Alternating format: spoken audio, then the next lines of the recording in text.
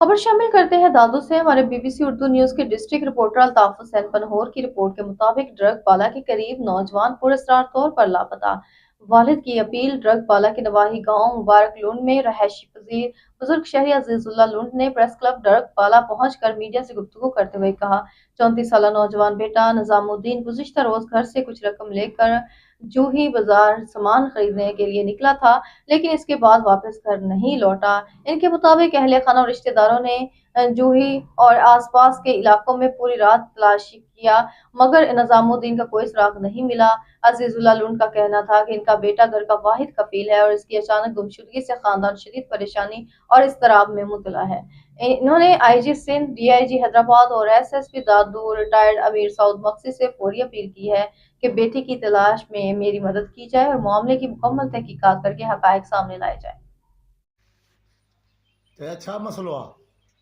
या मुंहिंजो हवाल ख़ैर मुंहिंजो पुटु आहे निज़ाम नालो दादा। जी असां ॿई पीउ पुटु रहीम ख़ान मुरे जे तौर ते अच्छा कल्ह मंझंदि जो 9-10 बजे मां हुनखे मोकिलियो, मुंहिंजो वञे शहर मां को सौदो सचो वठी आ जोही मां।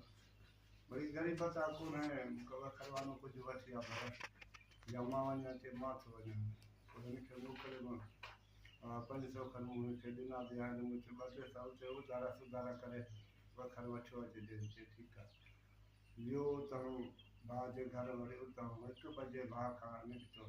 जी मां चयो मोटी अचिजे, ट्रैक्टर वहे पियो थो हेॾे बाबनी जॾहिं मां वरी दिन मां घणनि सालनि जो आहे छोकिरो?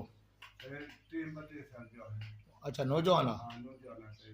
अच्छा नालो छा अथसि? निज़ाम से हा जोही वियो। जोही अच्छा पोइ उतां से निकितो त ट्रैक्टर वारे फ़ोन कयो त बाबा जल्दी मोकिलियोसि, मुंहिंजो जोही अचे थो। 1 बजे पुॼी वेंदे 2 बजे बाबा पहिरीं बस आई, ॿी आई, टी आई, कोन आयो। पोइ पुछा कराए मूंखे छोकिरनि खे फ़ोन कयो, चयो आहे हितां 1 बजे निकिरी आयो हुई, सौदो सट बि हथ में हुअसि। हाणे ख़बर न आहे हिन महिल ते केरु कोन थो ॿुधाए। अच्छा लापता थी वियो, अलाए कंहिं मारियो, अलाए ख़बर न आहे, गुम थियो, अलाए छा न आहे इहो